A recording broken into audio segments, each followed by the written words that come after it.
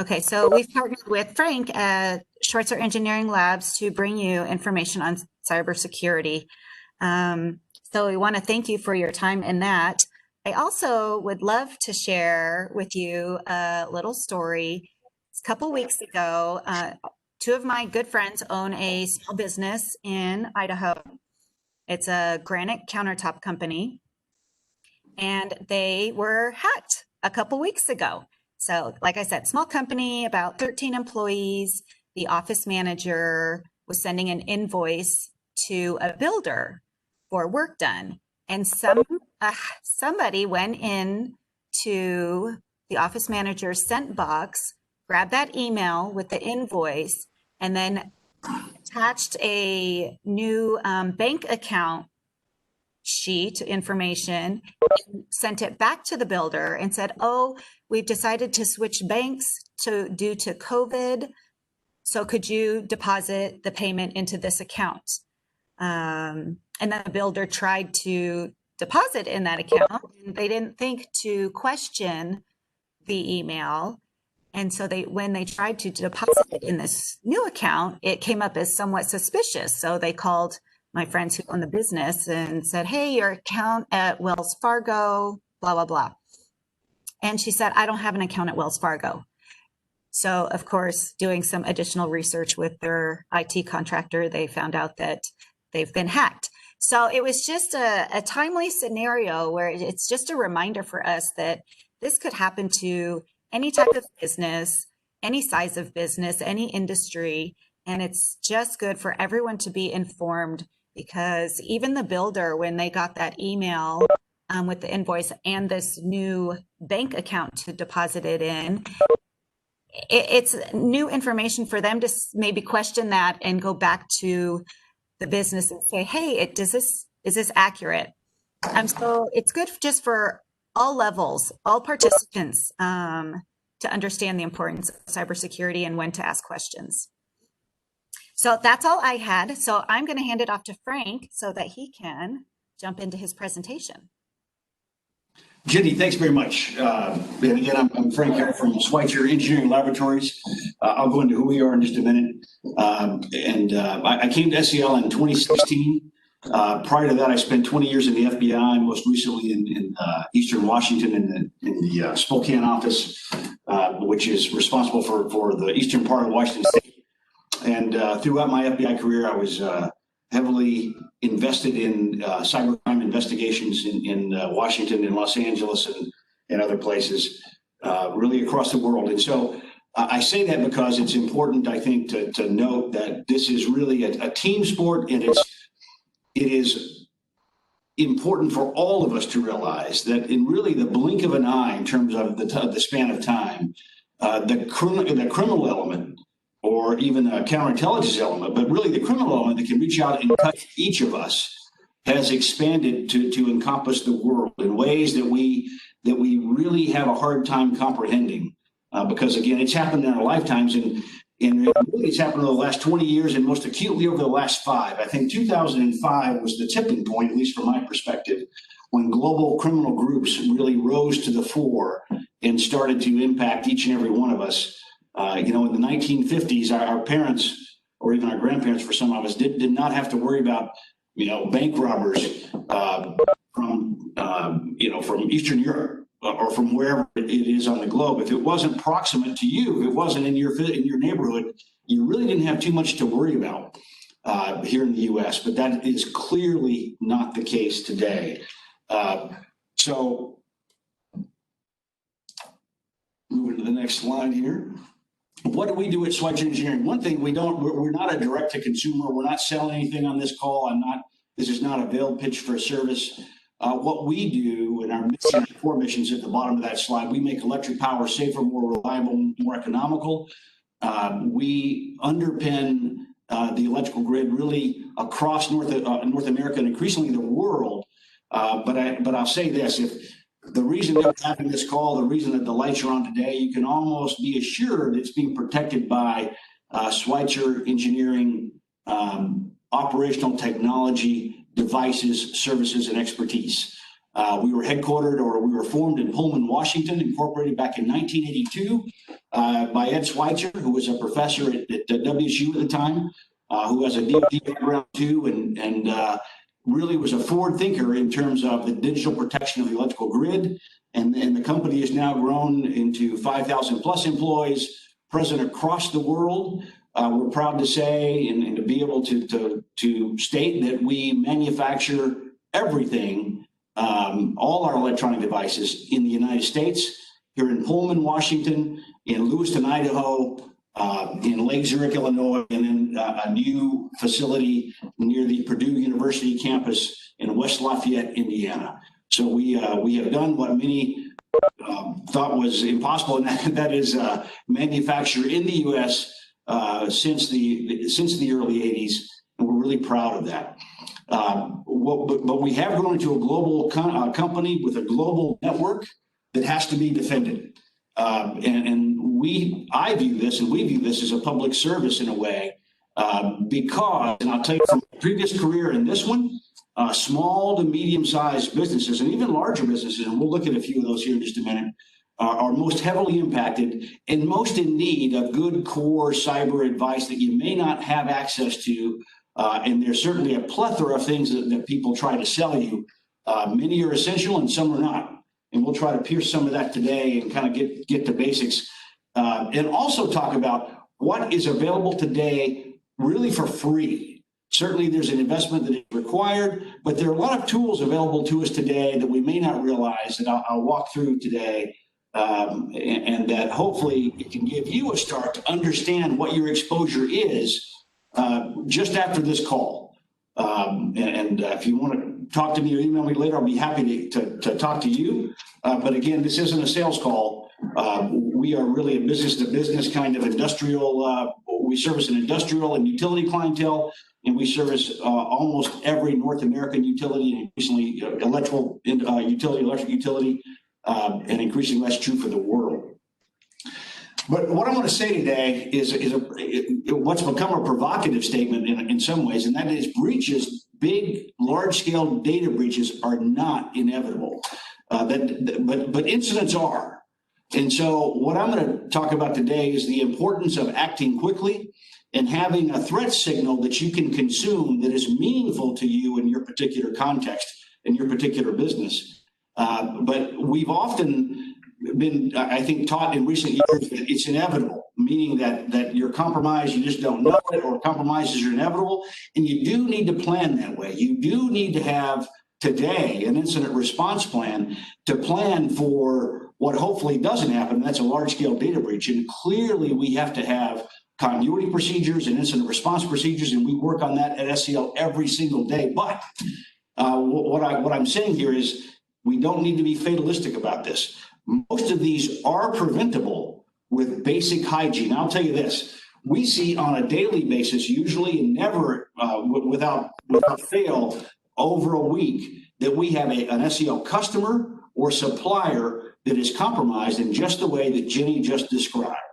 And in almost every case, that is due to an attacker finding a seam or some sort of a pivot point in their defense infrastructure, or just a lack of a basic protection that allowed that to happen. And you don't have to go far to look at a laundry list of companies. And when I put these companies' brand names up here, these are highly publicized, and we're going to talk about a couple of them, breaches. And you can add Twitter. I'm sure we've all read about that from the last 2 weeks. We can add Garmin to this list. These are not bad companies. These are not unprepared companies, but there was a seam in their defenses that arguably could have been corrected if the effort were placed to detect and find those. And again, we're going to talk about some tools that will help you today to understand what that is. Now, the bigger a company is, in some ways, obviously the better funded they probably are, but also the more the sprawl of their architecture, of their ecosystem, of their network, and it becomes more difficult to defend when it gets into huge proportions like that. But again, we can all, and this is not, again, these are good companies, but we can learn from each and every one of these. And every one you see, you can dissect forensically and take some things away that will help us insulate ourselves from the type of disruptive breach that these companies experienced. I'll use the one in the top right corner as an example. Hydro, and you can read about that in Wired magazine. The ransomware recovery that they had to mount was nothing short of Herculean, and they did so with a lot of elbow grease, and it took them weeks. But it's a clarion call to all of us that this can happen to any company, well defended or not. But again, it is preventable, and that's what we need to keep our eye on, and how we need to prepare for this. So security first principles really, truly matter. And we touched on some of those, or I did just a few seconds ago, but I'm gonna work off the bottom of that slide and talk about in more detail what needs to happen. And that's from a small company of a sole proprietorship to a large company with thousands of users. One of the first things I'll note is you need to be able to respond quickly. And we're going to talk about what we do at SEL that you may or may not be able to replicate, but the more rapidly you can respond to an incident, the better off you are in terms of preventing a large-scale breach in terms of lateral movement, targeted ransomware infestation, etc. The role of the user is paramount here. Each and every employee in your enterprise has to understand that they are the first and last line of defense, meaning that in some cases, when you have an email account take over, and Jenny just talked about that, it's very difficult for any defense system to screen that. If you're getting an email from a trusted business partner asking you to change wire transfer or change a destination account or to wire transfer monies, you have to be able to, your users have to be able to detect that as anomalous and react and verify in an out-of-band way. And we're going to talk more about that. But what we do at SEL, I'll talk about that right now, is we test every user every month through a monthly phishing test. And high-value users, those in our finance departments and others with signatory authority, et cetera, we test several times per month and sometimes once a week. And we don't do it as a pass-fail exercise with punitive results, although there's certainly training assigned on the back end for failures, but it's really education, it's training, it's non-punitive. And what we use are real-world attacks that we detect to test users. Again, it has to be repetitive, it's a learned skill. In essence, you train like you fight. It's like surgery, shooting, or aviation.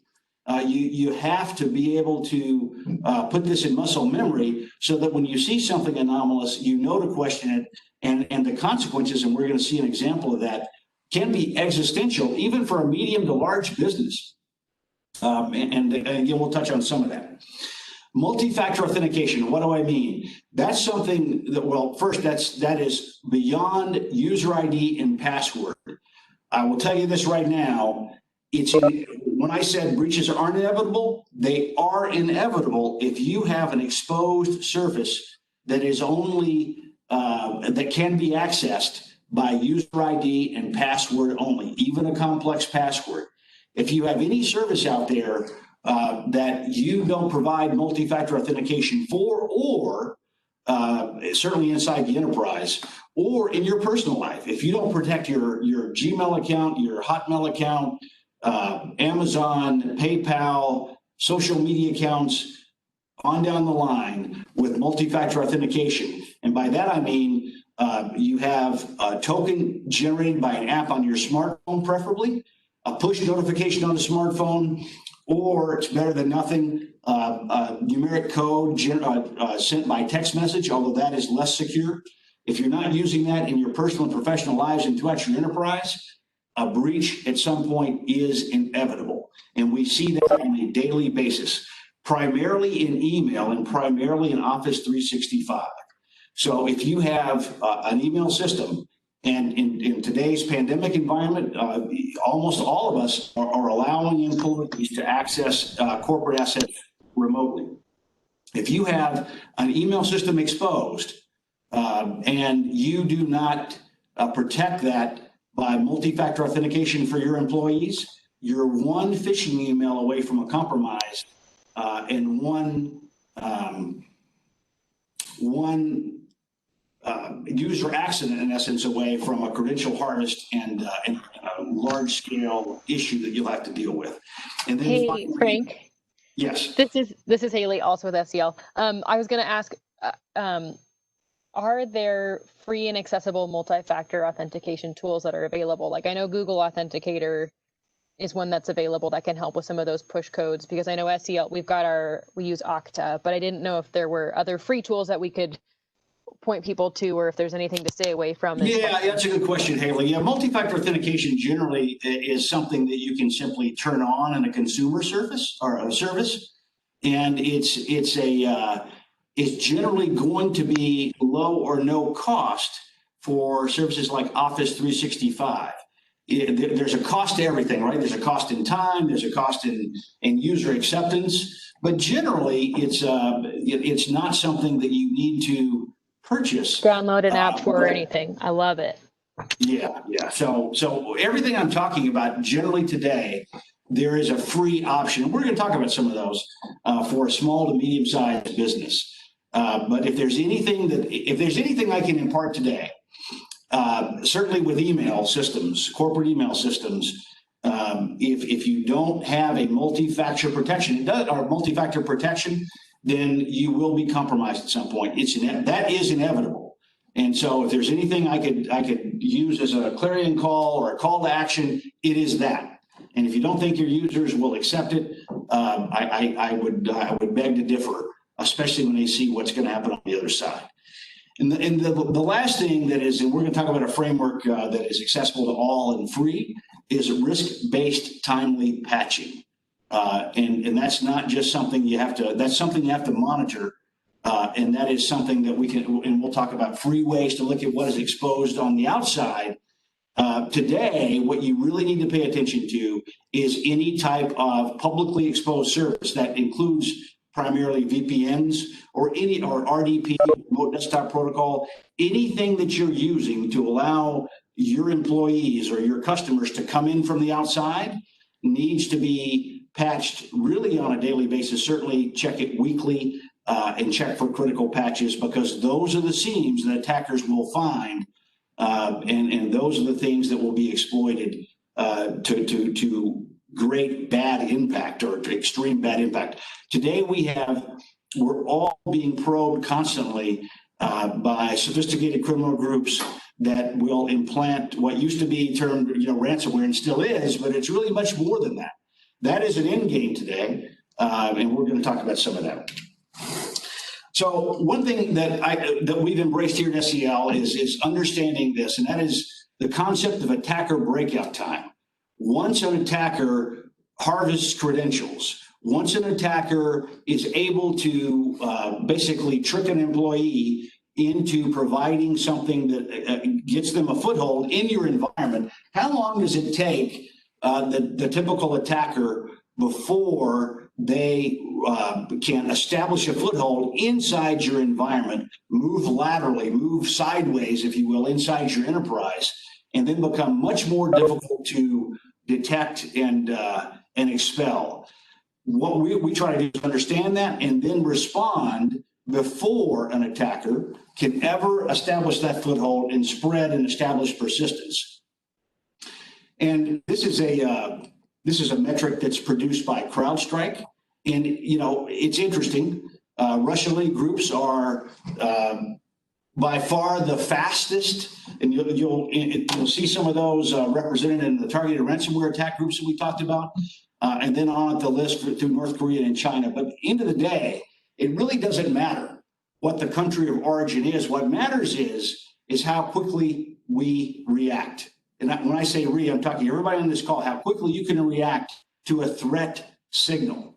And it can't be the next day. It shouldn't be, even in an hour. It should be within minutes.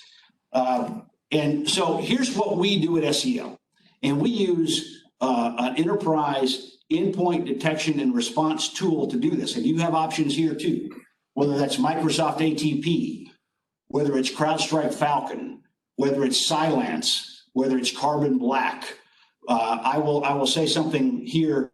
If you're using traditional client-based antivirus only, that does not report into a central service that you can monitor, meaning a central service, meaning an operations center, an information security team, or even an information security person. If you're waiting for users, and sometimes we see this, this is suboptimal, and generally businesses will ultimately pay a price for that. So I would say increasingly, I would offer to you, and it's not incredibly expensive, that an endpoint detection and response platform is increasingly required, even for a smaller business today, to be able to act in this type of time frame. So what we do is we have a 24/7 operations center. And when we receive a threat signal, we call that time zero. And our goal is, and we can usually meet this, is we have a human analysis that begins within 1 minute. And our goal for initial triage and containment is 10 minutes with a full eradication of whatever that threat was within an hour, within 60 minutes. And the key to this is tuning your tool, and some of these can do this out of the box just about. Some of these endpoint detection and response tools, and again, I'll go through a list. These are free generally, although I think, sorry, I had a little system blip there. Although some of these are offered to a smaller business at very low cost. The degree of false positives needs to be manageable. If you're getting 20,000 alerts a day, you can't do this type of response. So you need to tune your EDR, your endpoint detection response platform, to only generate alerts that actually need assessment and action. And it really is within reach of any of us today to do that because the tools have gotten so much better. We can average 5 to 10 alerts a day, which is well within even a moderate-sized team's ability to triage and react to. The bullet at the bottom of this slide is according to Mandiant, FireEye Mandiant. You probably heard of it. It's a very established incident response firm. The average dwell time for an intruder is over 2 months, which obviously gives the intruder an incredible amount of time to set email forwarding rules, to do reconnaissance, to understand how payments are made, and to understand where critical data are stored, to implant ransomware for detonation, which is really now just an extortion scheme, and do all manner of things. So it's important to have and to understand that acting with rapidity and challenging your information security team to do something like this is incredibly important. Now, the question becomes, how do you do that if you're a small business? And you may not be able to replicate this timeline, but the more rapidly you can assess the small number of alerts you should be receiving and taking action, the better off we all are collectively, and certainly as an individual. I will say this too about an EDR system. Every one of these I mentioned offers a rapid containment option, meaning that there's an agent on the host, on the endpoint, on the user computer.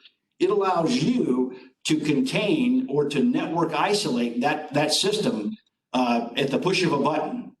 And you can do that and still communicate with it using that EDR platform, giving you the ability, if there is an issue, to stop the spread throughout your network as you triage what happened.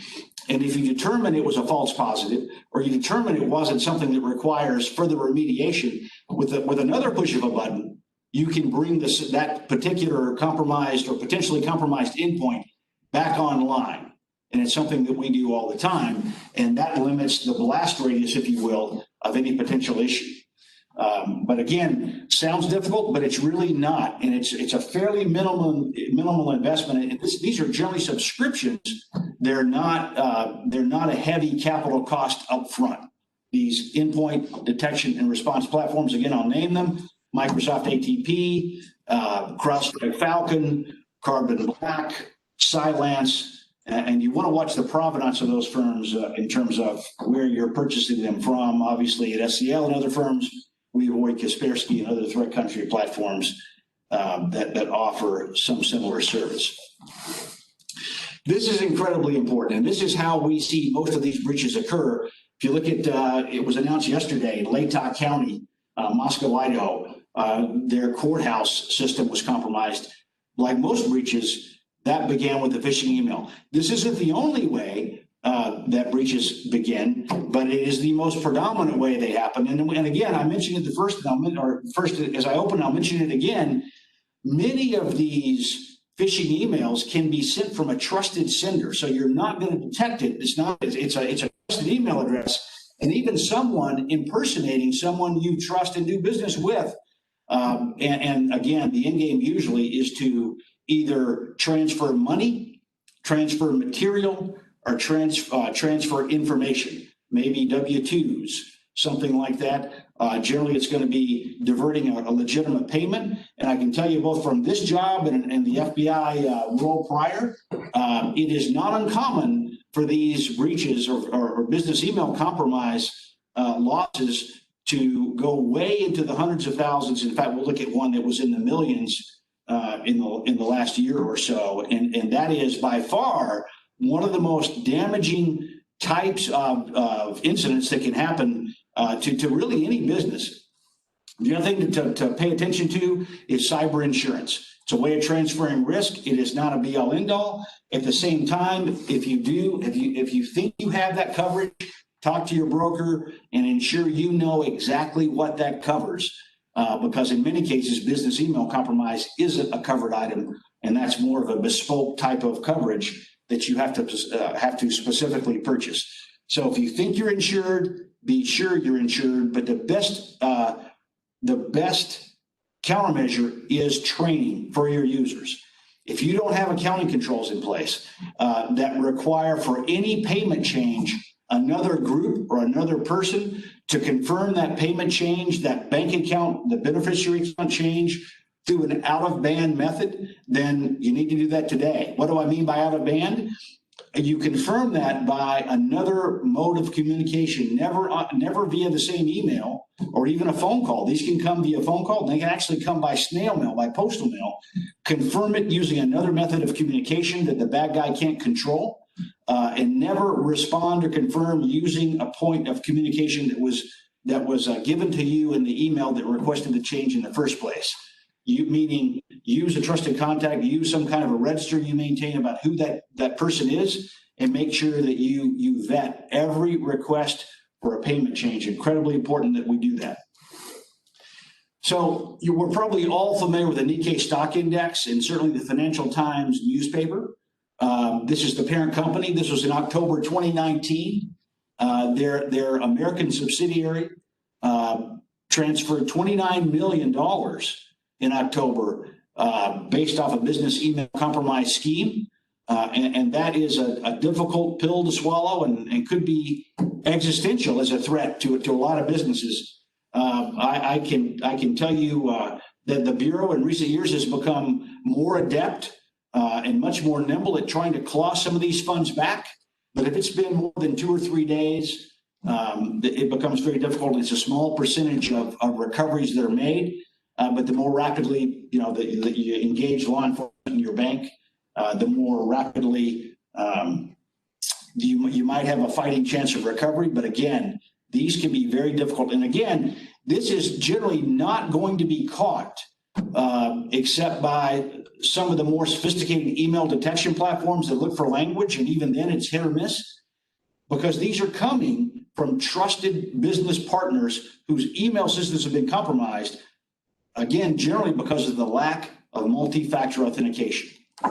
And again, you can buy Office 365 configurations that don't include, or actually they do include it, but you can choose not to turn it on. But again, you're nearly guaranteeing at some point over the next few months or few years, you're nearly guaranteeing a compromise.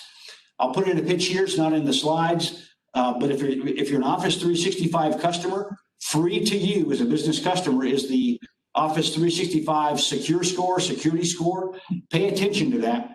It's a laundry list of things in hierarchical order that you can do to secure your Office 365 instance. If you haven't looked at that, or if you don't know if your information security team has looked at that, do that and embrace those recommendations, even if it means a little bit of user acceptance training, even if you have to educate your C-suite on what that means to them. And if you need any help with that, I can offer some real world examples of when that didn't happen and what happens when that is not in place. So the big thing this just to me sums it up. What you're trying to do is you're going to lose credentials, which you should have long, strong password policies for your users and all those things. But it's nearly inevitable at some point that one of your users is going to give up the credential and the user ID in a phishing scheme at some point, because these come so fast and so furiously. And even if you're in the high nines of screening, phishing emails will make their way to your users' inboxes. And at some point, even with the best of training programs, your user is going, or one of your users inside your enterprise, or even a customer, is going to give up a user ID and a password. And you have to have another defense in depth in place to prevent that. And if you don't, that's when attackers are going to gain that foothold, move laterally inside your enterprise, and then it becomes a much more difficult proposition to expel them from inside. And that's why, again, and I'm harping on this because we see this on a daily basis. In fact, we've had to create a SharePoint tracking system to understand how many of our SEL customers, because we've been targeted by their email systems, or in some cases suppliers, have lost control of email systems. And generally it is almost always because multi-factor authentication is not present. And again, I've beaten that drum enough, I think, but at the same time, ensure that we're all doing that in our personal lives as well. We assist members of the community and our own employees when these things happen personally, and generally it could have been prevented by using, as Haley noted, free or nearly free multi-factor protections. And here's what I want to get into: tools that you can use today, which are especially important for small to medium-sized businesses. It is really important, I think, and I would urge each of us to have, if we can afford it, and if it's available to you from a corporate standpoint, an external penetration test to probe at least your external surface at least once a year. But you can start that process today, actually, using free tools. And we're going to talk about some of those. But know this: there are companies out there today that are probing your surface on a daily basis and developing a credit-like score. And I'll name a few, and I'm going to talk about a few here in a second. But BitSite, B-I-T, Site was the first one. But there are a number of good competitors: Risk Recon, Security Scorecard, UpGuard, FICO has gotten in the game. We'll talk about that. And even Moody's is in this business now too, and UL is joining the fray. So there are companies today that are evaluating other companies, and then they sell your cybersecurity score to your competitors and really to your supply chain, who are trying to ensure that you're a vetted partner or good partner to do business with. We use a service at SEL to examine our supply chain. And that, again, is not with a punitive eye necessarily, but we do it as a partnership so that we can work together to resolve deficiencies in our downstream suppliers, so that they can't, A, be used to attack us, or B, their products can't be compromised or not as easily compromised and somehow be used in a supply chain attack that could imperil the electrical grid. So at every turn, there are companies today evaluating each and every one of us in terms of our cybersecurity posture, and they're doing that by evaluating the external surface. And the analogy is really kind of the drive-by appraisal. Although nobody can peer into your network interior, the thought process, and I think it's relatively valid, is if you drive by a home and you're contemplating a purchase and there's a junk car in the front yard and maybe a derelict couch on the curb or whatever the case may be, you can make a reasonable inference about what's on the inside of the network perimeter or the inside of that home based on what you see on the outside. And there's a rich body of attack surface that any of us can look at, that any of us can see, that companies are evaluating, and again, they're selling that information to other folks. Change the slide here.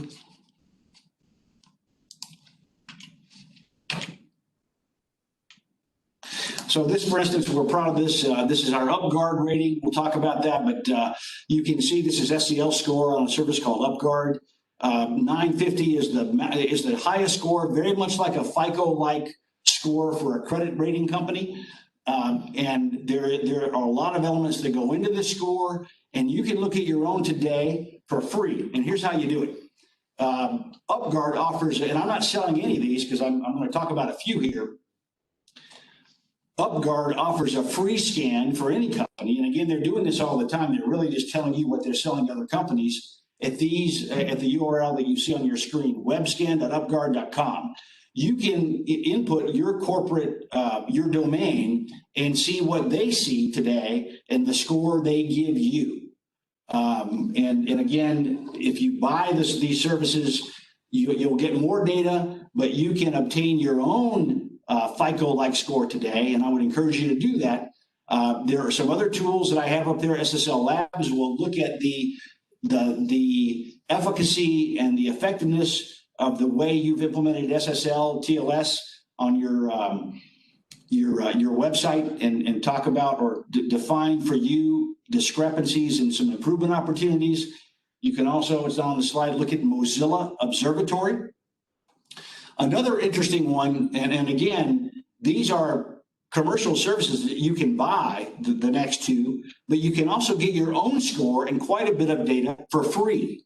So FICO, if you go to securityscore.fico.com, you can register for your own business and get a summary report of what they're selling, much like you should be checking your own credit report on a frequent basis.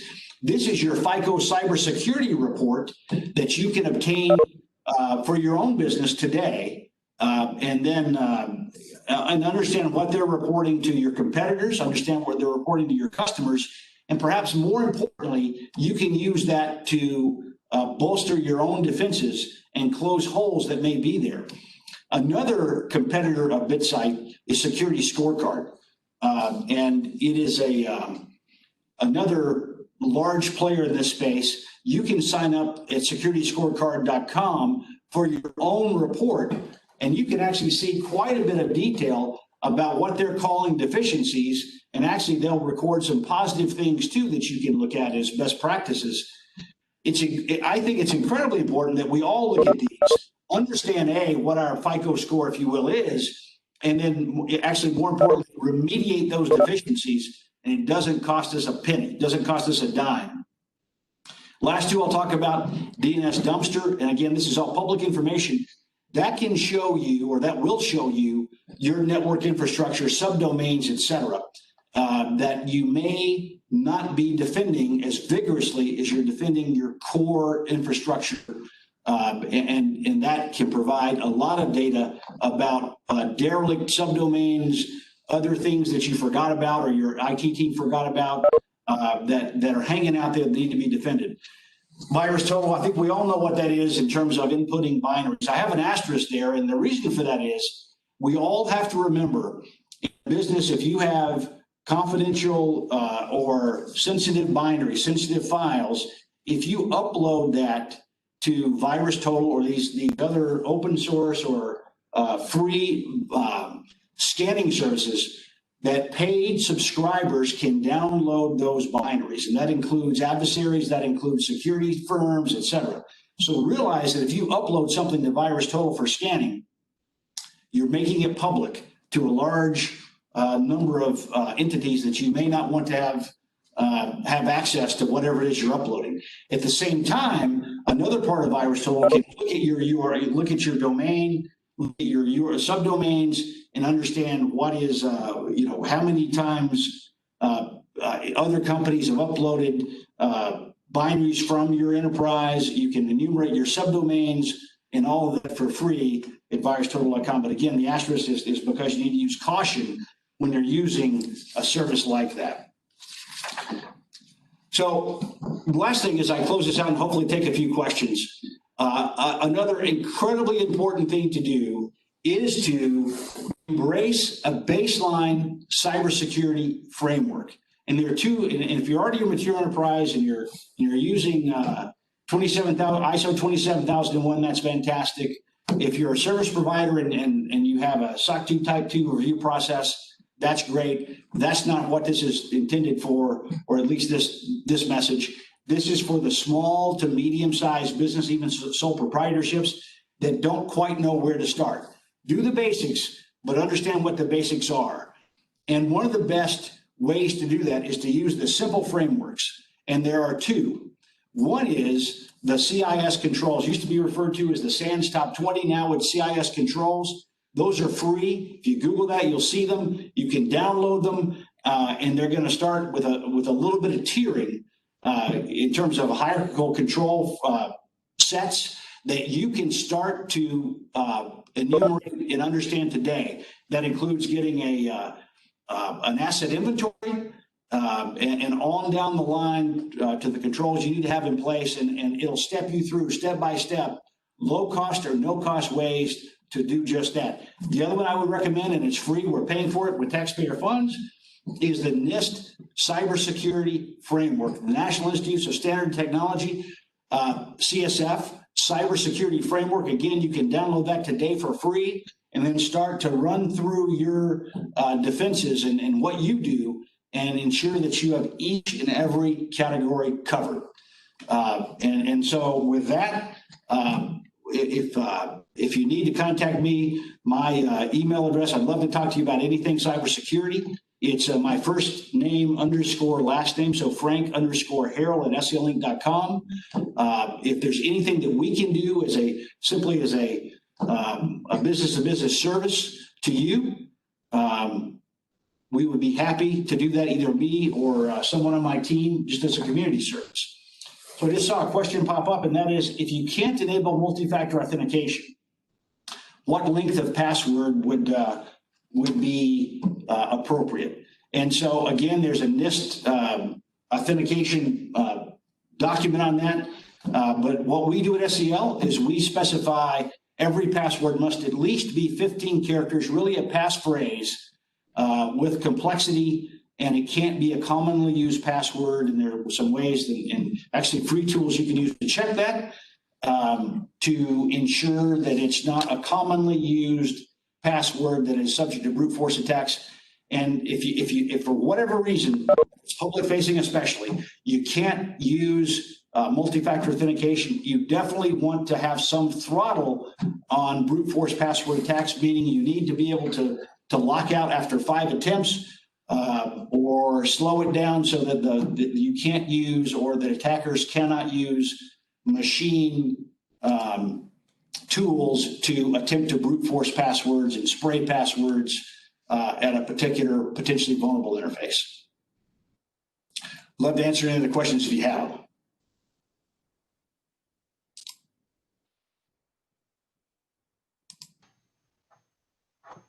Frank, it looks like we got a question from Andrew. Do you have any thoughts on password managers like KeePass or LastPass? Yes, that's a great question. And absolutely, in your personal and in the enterprise, personal life and in the enterprise, you have to use, I would offer, a password manager, preferably one protected by multi-factor authentication. LastPass is a great option. Any mainline KeePass is an open source option that's free today. Not necessarily the multi-factor part, but if you're using it on-prem, then definitely KeePass is a good open source tool. And I would encourage that be done today. And the reason that LastPass is so incredible, or that a password manager is so incredibly important, it's vital that you not reuse passwords. And actually, I should have covered that you train your users and you train your family members, never, ever reuse the same password at any other service. They have to be unique. And because we all have a dozen or 5 dozen more passwords out there, a password manager use is absolutely vital. And I'm seeing the questions pop up, but not quickly. They're not persistent for me. Maybe I can go to the chat and look. I can help with that. Okay. Let's see. That's okay. What is the MFA tool called that Office 365 offers? You know, it's inside 365 and it's enabled. It's called multi-factor authentication. So if you go to your security score inside, there's a particular security blade, and I can send you a link on email. At the top of the security, the hierarchical best practices is going to be enabling multi-factor authentication, but it's there.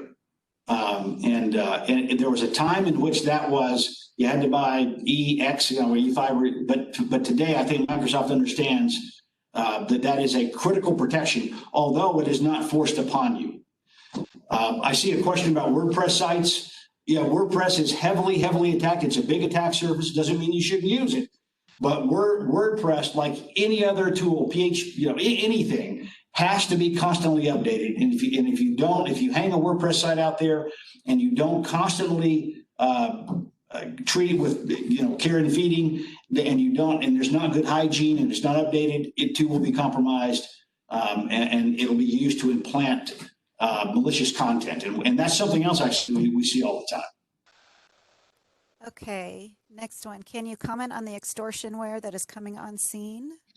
That's a good question.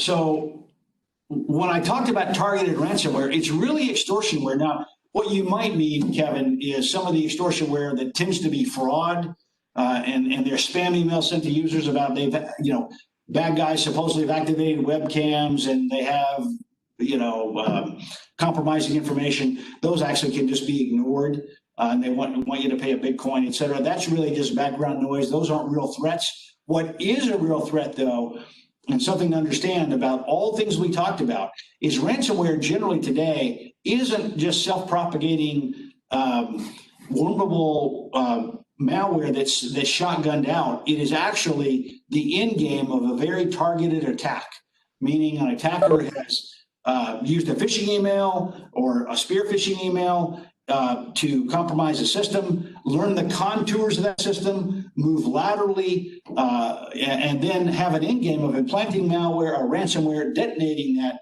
And as a part of that is an extortion scheme, because even if you have good backups, and that's vital that you do, they're stealing data at the same time, and then informing you if you don't pay, whatever the case may be. I think Garmin, it was 12 million, whatever that is, they're going to release the data. That's also extortionware, an extortion scheme, and it's very profitable. And so that's why the best countermeasure absolutely is prevention, and it can be done. Okay, suggestions for immediate action should you fall victim to a ransomware or phishing attack?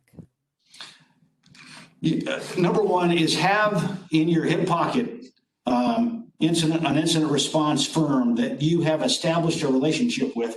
I would encourage you, and they will invite it, actually. Can be the initial contact can be difficult, but look at FBI InfraGard as an association to join. Understand who to call in federal law enforcement, because it's generally not going to be local police unless you're in a larger city. And certainly in Idaho, generally outside of Boise, and it's going to be the Bureau. Understand who the FBI Cyber Squad supervisor is. But the initial thing, the initial response in a ransomware attack is isolation, is to ensure that you have offline backups and to ensure that the hosts that the impacted host, hopefully singular, or if it's plural, that you start to isolate then and there and take systems offline. And an EDR platform that we talked about, and again, it's not a huge expense, and understanding how to use that to start isolating hosts is absolutely key and vital. Also, understand that what I said at the beginning really holds true, and that is breaches aren't inevitable, but good incident response is absolutely essential, and plans and a playbook in simple form, because blood pressure goes up, good judgment can go out the window in a way, and having a checklist of simple items, and I can talk about some playbook sources for you on what to do and how to follow that in a checklist form, are essential no matter the size of the enterprise. So you don't end up in a chaotic, I don't know what to do mode. Great. I've got one more here. For your operations center and the stats you provided, do you provide 24/7 monitoring or response for internal systems? And do you recommend businesses have similar operations centers? Yes. Yeah, we do. And again, we're not selling that. We don't offer that to other firms, but we do have a 24/7, 365 operations center And they have a multifaceted responsibility. They're responsible for all things security, but they have, I would say, basic to mid-level analyst training so that they either can take action when they see a system anomaly, and they also, and this is really more important, their own capability in some ways, they have a call tree and they are empowered to wake people up, to get folks online, and we grow the culture of, never be annoyed at an analyst or a security operator, as we call them, summoning assistance, even if it's 3 a.m., even if it's a false positive. We would much rather have that than pay the price at 8 o'clock in the morning. Because if an attacker is, as we talked about, if an attacker has 3 to 5 hours and time zones are their friend in most of these cases, because a lot of these individual attackers or even the sophisticated groups are operating 180 out from U.S. time zones. It is vital that in those overnight hours, somebody is taking action. We don't use a follow the sun approach. We have one operations center, meaning that we staff it 24/7. But if they don't understand exactly what's happening, they are empowered and actually required to bring other staff online, regardless of the hour. Okay, another question popped up. Can you talk about a couple of those compromised responses playbook resources you mentioned? Yes, SANS is a good, SANS, the organization, has a good reservoir, if you will, of high-level playbooks. And there are a couple others that I don't have handy to give you a URL, but I'll be happy to take that offline. And again, it's Frank_Harrill at selinc.com. Love to share those with you. Great. Hey, Frank and Jenny, this is Haley. So I was going back to basics in my mind. So like in terms of the question relating to what happens if you need to isolate the threat or as soon as it's been compromised. Like I'm thinking through, I'm a bad guy and I get into Haley's email at SEL. I'm going to be looking for things like passwords I've emailed to other people, right? I'm going to be looking for opportunities to compromise, kind of Jenny, what you were talking about early on as far as switching financial information. So your financial people are going to be at risk. I'm trying to think of other things that a human is going to be looking for inside a compromised email that you shouldn't have in your email anyways. Like that's part of what comes with needing like a password manager and things like that. So you're not, if I'm out of the office and I need to give my newspaper email access to someone, I'm not going to email them the password, right? Like I'm trying to think of things that should never be in your email anyways. Yeah, that's a good question, Haley, or a good point, Haley. And clearly having a secure way, a secure file transfer mechanism, and a way to exchange sensitive information should never be done via unencrypted email. And having a file transfer mechanism, whether that's external Teams in Microsoft ecosystem, whether it's OneDrive external sharing, whether it's an Excelion service, that's another service. We happen to use all three. Is vitally important. If you're in the financial business, that's already ingrained in your infrastructure. But at the same time, good email hygiene from the system perspective is important, and from an administrative perspective, auditing rules, because bad guys frequently are going to implement forwarding rules and other things that will actually work for days or weeks before they actually launch a business email compromise attack. That's important. But again, I'll go back to prevention and using, again, a lot of the folks, I wish we had, this was physical, if you'd raise your hand, a lot of folks on this call, just by virtue of market penetration, are Office 365 customers. If you use that secure score and you're disabling legacy authentication, all the things we all should be doing. And generally, when folks aren't doing that, there's always a good reason. It's certainly a good reason in their mind. And if there's some reason, and the gentleman just asked that, and that is, what if you can't use multi-factor authentication? What should you do is ensuring that you understand the risk and that you put a compensating control in place to at least make it as secure as you can. But, again, I think the two things from what I see are vitally important is, the multi-factor aside, is understanding the risk and understanding what you're accepting and using the tools that you have available to assess that risk and to lay it bare so that you understand where to apply effort. And the two things that I think are very helpful in doing that are the free tools that we talked about, and then also sitting down with the NIST cybersecurity framework, which is a pretty elaborate document, and that is perhaps less accessible to start with than the CIS top 20. And do you even do anything in that category? And if you don't, there's where you need to focus effort first. And then as you grow in maturity, the NIST frameworks, and especially the cybersecurity framework, is a really effective tool. And again, it's all available to us today for free, and there's no barrier for entry. Jenny, I was going to offer one more thing. No, please. So another thing that we can offer to everybody is SEL does make and maintain cybersecurity posters that are free for everyone. Jenny, I'll get you the link if you want to email it out. The idea is, and they're all over our buildings, the idea is keep cybersecurity at the forefront of everyone's minds. One that is particularly handy that I think Frank's team put together last year is the anatomy of a phishing email. And so it kind of flags some of the things to look for that can be helpful for your employees to keep it front of mind.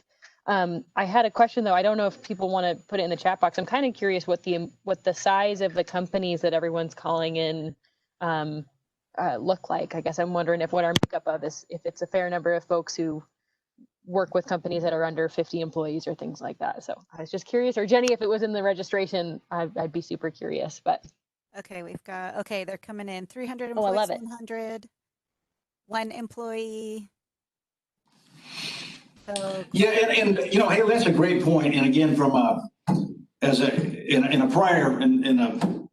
I would suggest that the FBI responds to two basic types of breaches, and one is going to be a large nation-state attack on a major company. We looked at a few of those, but the predominant impact is to small to medium-sized businesses with 1 to 500 employees. And a lot of this seems out of reach. And in fact, 5 years ago, there weren't EDR tools with the same type of efficacy as you have today. And if there were, they were hard to tune, and the amount of false positives made them very difficult for all but big mature firms to use. That is not the case today, and that is really something that I think we can all invest in. And the last thing I'll say, and you hit the nail on the head about posters, and it's a culture. It's also training, and it's very low cost, and the return on investment is extremely high because you don't have to spend that much to train 5 to 100 employees. But I would offer you need to do it every month. And it's not just a sit down, slide, and talk. It's actually having them receive in live at 6 o'clock at night on a mobile device a phishing email. And if they interact with that email, then they get targeted training for that. Generally, that's going to require a platform. There are many good ones out there. I'll be happy to talk to anybody individually about what we use. But it's something that I think will pay big dividends for any enterprise, because that's where we see our business partners being impacted, is via phishing and then follow-on access to a system that isn't well protected.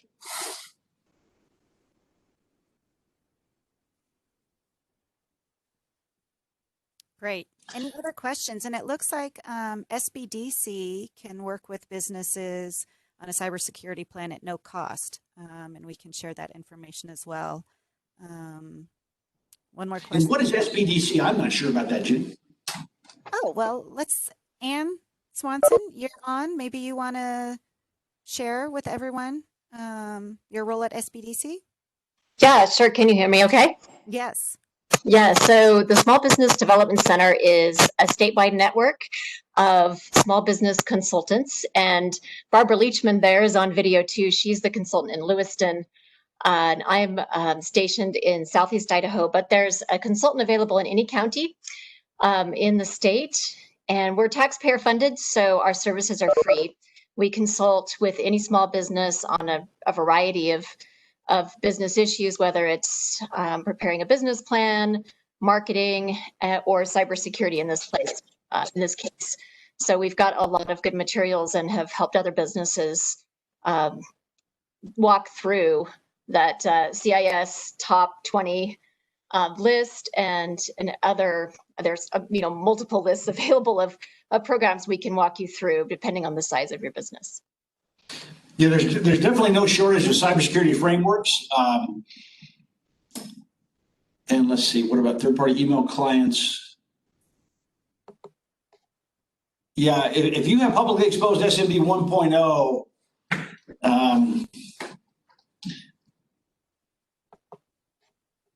yeah, Kevin, that's where you're going to have to have some compensating controls. That is a tough one. Something to watch is our legacy third-party email add-ins or marketing platforms, et cetera. Those are increasingly interesting targets for attackers. And so that is going to require probably a very customized set of protections, I would offer, and probably beyond the scope of what we're doing here, but could definitely talk to you about that. But it's a great question. But yeah, I'll close what I'm saying. This is it's an overused phrase, but this really is a team sport. And there are a lot of great entities in Idaho and Washington Idaho National Labs is certainly heavily invested in cybersecurity practices. And they're all manner of resources, but would love to exchange information. If you see new attack vector out there, and we'll do the same thing, would love to partner with anybody to make us all more safe and secure. So I really appreciate your time today, and I hope there's been some value add here. Thank you, Frank. We super appreciate your time and sharing your knowledge on this. I know everybody else appreciates it. So everyone, thank you for joining, and I will follow up with an email. I'll send you Frank's contact information, a link for SBDC, and any other follow-up information. So unless there are further questions, I will say good day. Have a great day. Thank you.